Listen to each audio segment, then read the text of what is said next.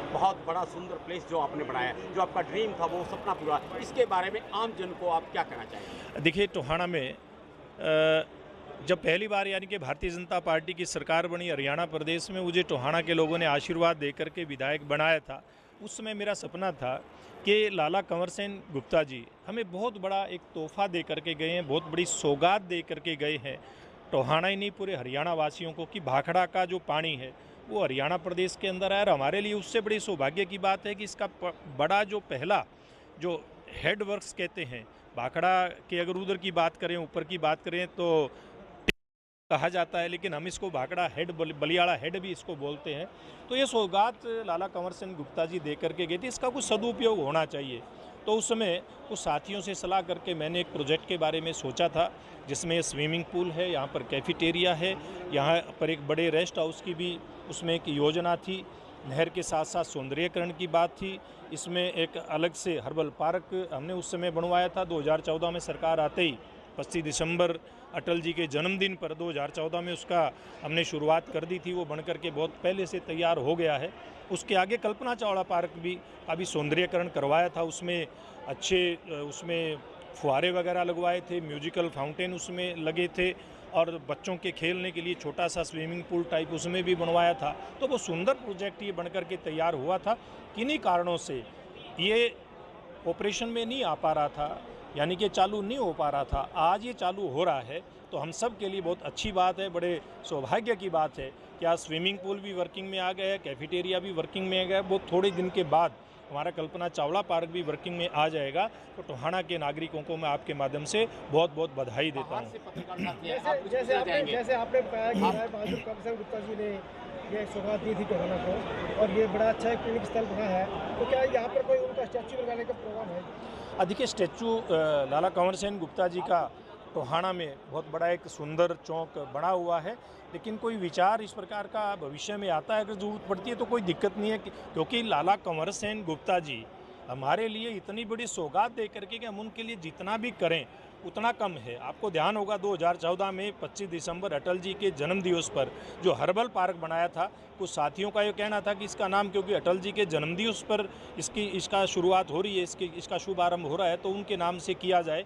लेकिन क्योंकि दोनों नहरों के बीच में है, इसलिए उस पार्क का नाम भी, हर्बल पार्क का नाम भी हमने लाला कंवर सेन गुप्ता पार्क रखने का काम किया था। तो भविष्य में इस प्रकार की बात होगी, हमें कहीं कोई दिक्कत नहीं है। सुरेंद्र जी को पूछ रहे थे एक सवाल। बोटिंग का ट्रायल लिया गया था, लेकिन वो ट्रायल में क्योंकि इसकी नहर की जो चौड़ाई है वो पर्याप्त नहीं है, इसलिए वो ट्रायल में ये बात पाई नहीं गई कि यहाँ सुरक्षा की दृष्टि से बोट चलाना कोई ठीक है, क्योंकि बोट को चलाना और बोट को वापस घुमाना, इसके लिए पूरा स्थान चाहिए। वो स्थान नहीं मिला था, इसलिए वो प्रोजेक्ट हम अभी पूरा उसको कर नहीं पा रहे हैं।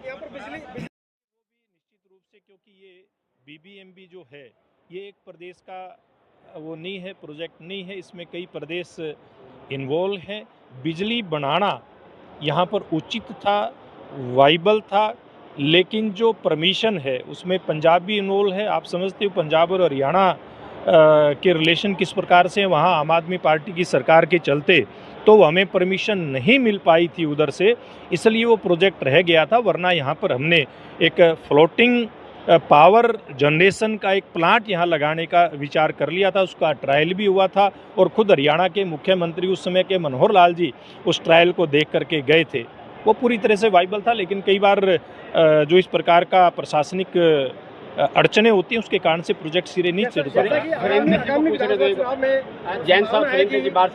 पंजाब के अंदर बीजेपी सरकार आने वाली है, तो क्या माने कि ऐसे प्रोजेक्ट दोबारा शुरू हो सकता है बिजली का? देखिए, जब इस प्रकार की बातें आएंगी भविष्य में, निश्चित रूप से इन पर विचार किया जाएगा कि जो इंटर स्टेट मैटर्स इस प्रकार के हैं, यानी कि अंतर्राज्यीय जो भी मामले हैं जो लटके हुए हैं हरियाणा पंजाब के, उनके ऊपर विचार किया जाए भविष्य में। जब समय आएगा तो उनसे बात करेंगे। का प्रोजेक्ट है, और दूसरा जैसे टूरिज्म को यहाँ बढ़ावा मिलेगा, उसके साथ साथ भविष्य में स्पोर्ट्स एक्टिविटी यहाँ हो, उसके लिए कोई काम किया जाएगा? देखिए, निश्चित रूप से इस प्रोजेक्ट की बात करें तो ये अकेला ये स्विमिंग पूल और ये कैफेटेरिया वगैरह, ये 7 करोड़ का ये पूरा प्रोजेक्ट है। पूरे अगर इसके टोटल प्रोजेक्ट की बात करें, जिसमें कल्पना चावला पार्क और नहर के साइड के सौंदर्यीकरण, ये कुल 19 करोड़ का ये प्रोजेक्ट था। लेकिन इसमें से ये बन करके तैयार हुआ है, जिसके ऊपर 7 करोड़ रुपए लगे हैं। यहाँ पर स्विमिंग पूल आपके सामने है, वो सुंदर स्विमिंग पूल बन करके तैयार हुआ है। यहाँ निश्चित रूप से भविष्य में तैराकी के अच्छे बच्चे बच्चियाँ निकल करके आएंगे और वो केवल हरियाणा स्तर पे नहीं, मैं समझता हूँ राष्ट्रीय अंतर्राष्ट्रीय स्तर पे हमारे यहाँ के तैराक निकल करके आए, ये मैं मान करके चलता हूँ। क्योंकि हमने वो भी मुझे यही सौभाग्य प्राप्त हुआ था टोहाना में एक बड़ा स्टेडियम बनवाने का। उस स्टेडियम में सिंथेटिक ट्रैक लगा हुआ है, पूरी तरह से एथलेटिक्स की सभी प्रैक्टिसेस वहाँ होती है। वो टोहाना के परले दिशा में दमकोरा गांव के पास पड़ता है। तो आज उस स्टेडियम के अंदर भी केवल हरियाणा नहीं, हरियाणा के साथ साथ पंजाब, राजस्थान, दिल्ली, उत्तर प्रदेश सहित कई प्रदेशों के बच्चे आकर के वहाँ एथलेटिक्स की प्रैक्टिस करते हैं और उनमें से कई राष्ट्रीय अंतर्राष्ट्रीय स्तर पे प्रतियोगिताओं के अंदर मेडल लेकर के आए हैं। इसलिए उस बात के आधार पे मैं कह सकता हूँ कि हमारा टोहाना, और टोहाना ही नहीं खाली फतेहाबाद ज़िला, क्योंकि यहाँ हमारे फतेहाबाद ज़िला में बैजलपुर गांव में हॉकी के स्टेडियम में सिंथेटिक टर्फ यहाँ लग कर के वो भी पिछले साल ही, अब से लगभग 7 महीने पहले ही अपने ध्यानचंद जी की जयंती के अवसर पर, शायद 29 सितंबर का वो दिन था जिस दिन उसकी शुरुआत हुई थी, उसका लोकार्पण हुआ था। इसी प्रकार से गुना के अंदर जो हमारा गोरखपुर का पावर प्लांट है, उसके CSR के फंड से मैंने भुना के गवर्नमेंट कॉलेज का जो ग्राउंड है उसमें फुटबॉल का सिंथेटिक टर्फ लगवाने की भी मंजूरी दिलवा दी है। शिक्षा विभाग ने भी मंजूरी दे दी है, CSR फंड की भी मंजूरी आ चुकी है।